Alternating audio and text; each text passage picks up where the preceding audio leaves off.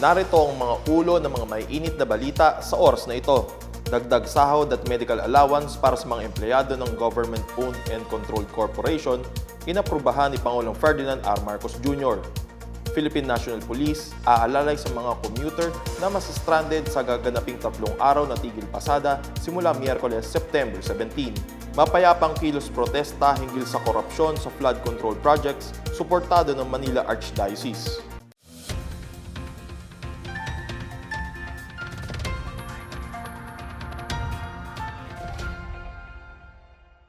Ako si John Dalistan para sa PNA Headlines. Binigyang pugay ni Pangulong Ferdinand R. Marcos Jr. ang mga government-owned or controlled corporation o GOCC sa kanilang kontribusyon sa pagpaunlad ng bansa sa pagdiriwang ng 2025 GOCC's Day ngayong Martes. Sa seremonya na ginanap sa Malacanang, inanunsyo ni Pangulong Marcos na inaprubahan niya ang taas sweldo ng mga empleyado ng mga GOCC sa bisa ng Compensation and Position Classification System 2. Bukod sa dagdag sahod, makakatanggap sila ng medical allowance batay sa kakayahang pinansyal ng kanilang pinagtatrabahuhang opisina. Para sa mga GOCC na nagpapatupad ng Compensation and Position Classification System 1, retroactive o epektibo mula January 1 ngayong taon ang aumento sa sahod. Ayon sa Pangulo, ito'y bilang gantimpala sa pag-remit ng 53 na GOCC na tinatayang 116.8 billion peso na dividend sa kaban ng bayan nitong Setyembre. Tiniyak niyang gagamitin ng administrasyon ng kinita nila para pondohan ng mga programa para sa edukasyon, kalusugan, infrastruktura at social protection. Kasabay niyan, hinamon ni Pangulong Marcos sa mga GOCC na gawing mabilis, simple at moderno ang kanilang mga serbisyo. Kasama sa mga kailangan nilang gawin ay putulin ng red tape at iwasan ang pagkaantala ng kanilang mga proseso. Ipinaalala niya ang mga GOCC na mahalagang panatilihin ang tiwala ng publiko. Samantala, pinuri ni Marcos ang mga GOCC sa kanilang ambag sa pagpapalawak ng infrastruktura at akses sa mga serbisyo ng gobyerno at pagsuporta sa mga underserved na sektor. Sinabi niya na maraming Pilipino at natutulungan at naaabot ng mga serbisyo dahil sa kanila. Ladies and gentlemen, this celebration not only highlights our sustainable growth and the stories behind it over the years, it also drives us to strengthen our commitment to championing public interest, safeguarding human rights, and empowering all our sectors. Together, let us continue building a GOCC sector that continues to stand as a beacon of integrity, excellence, and service.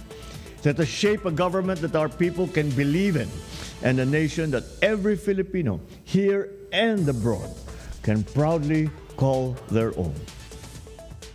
Nakahanda ang Philippine National Police na umalalay sa mga commuter sa gitna ng 3 araw na transport strike sa Metro Manila at iba pang bahagi ng bansa. Ayon kay Acting PNP Chief Lieutenant General Jose Melesio Nartates, nakamonitor ang kapulisan sa epekto ng tigil pasada simula Miyerkules, September 17 hanggang Biyernes, September 19. Partikular na titiyakin ng PNP ang kaayusan at kapayapaan sa paligid, lalo na't nagkaroon noon ng mga insidente kung saan hinaras ang mga driver na hindi sumasali sa tigil pasada. Dagdag ni Nartates, magpapakalat ang PNP ng mga sasakyan para tumulong sa mga stranded na commuter. Magsasagawa ng malaking tigil pasada ang transport group na Manibela mula September 17 hanggang 19, habang may sariling transport strike ang grupong Piston sa September 18. Bukod sa transport strike, nag-ahanda ang PNP kasamang mga organizer ng mga kilos protesta sa Linggo, September 21 para tiyakin ang seguridad at kaligtasan ng mga dadalo. Ayon kay Nartates, magpapakalat sila ng mga pulis para magbantay at panatiliing mapayapa ang kilos protesta. Dagdag niya, iginagalang ng kapulisan ng mga kilos protesta lalo na't lehitimo itong pagpapahayag ng saloobin sa ilalim ng isang demokrasya. Nananawagan rin siya sa mga ralyista na huwag ituring na kalaban ang mga pulis. Nagpaalala ang Archdiocese of Manila sa mga mananampalataya na ipahayag ang kanilang hinaing laban sa katiwalian sa mga flood control projects sa mapayapang paraan. Ayon kay Manila Archbishop Jose Cardinal Advincula, ang pagkakasa ng mapayapang protesta ay karapatan ng bawat mamamayan upang ilabas ang pagkadismaya sa mga anomalya sa gobyerno. Hindi lang aniya natatapos sa pagboto ang pakikibahagi ng publiko pagdating sa usapin ng pamamahala. Dagdag pa ni Advincula, responsibilidad ng simbahan na magbigay ng gabay at inspirasyon sa bawat isa. Itong Lunes, hinikayat ng mga religious leader at civil society organizations ang mga Pilipino na makibahagi sa trillion peso March Against Corruption rally na gaganapin sa People Power Monument sa Quezon City sa September 21. Una nang sinabi ni Pangulong Ferdinand R. Marcos Jr. na iginagalang niya ang karapatan ng mga Pilipino na magpahayag ng saloobin kaugnay sa mga isyu ng katiwalian, ngunit dapat umano itong idaan sa mapayapang pagkilos at paraan na ayon sa batas.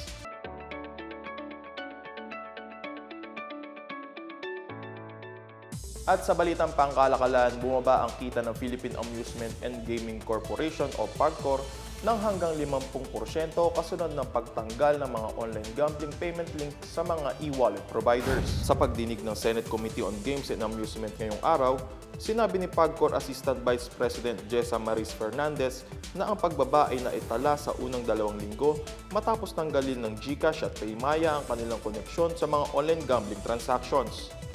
Ang nasabing delinking anya ay nagkaroon ng agara epekto sa kita ng ahensya.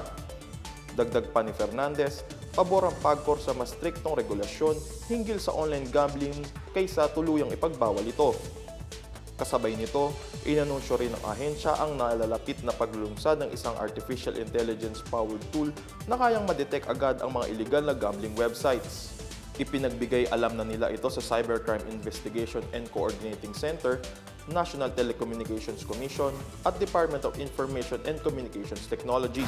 Samantala, nagkaloob ang Department of Agriculture, Caraga o DA13 ng 2.1 million livestock project sa Manhunt Agriculture Cooperative o MACO sa Cabadbaran City, Agusan del Norte. Parte ito ng Livestock Economic Enterprise Development o LEAD program sa ilalim ng National Livestock Program ng DA na layuning palakasin ang kontribusyon ng livestock at poultry subsector sa kita ng mga magsasaka.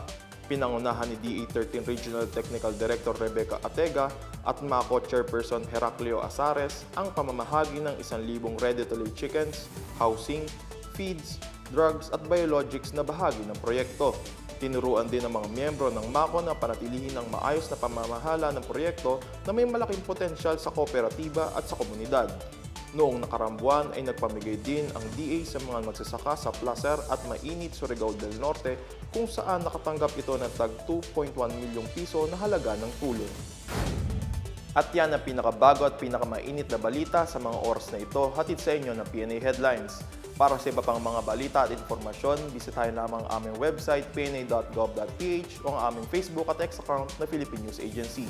Mapapanood din ang PNA Headlines sa pamamagitan ng link sa website ng News and Information Bureau sa ilalim ng PNA News at sa YouTube account ng Philippine News Agency. Handa na ba ang mga regalo, di ba pang aginaldo? Eksaktong 100 araw na lang, Pasko na. Ako si John Dalistan, ito ang PNA Headlines, naghahatid ng mga balitang nagbubuklod sa bagong Pilipinas.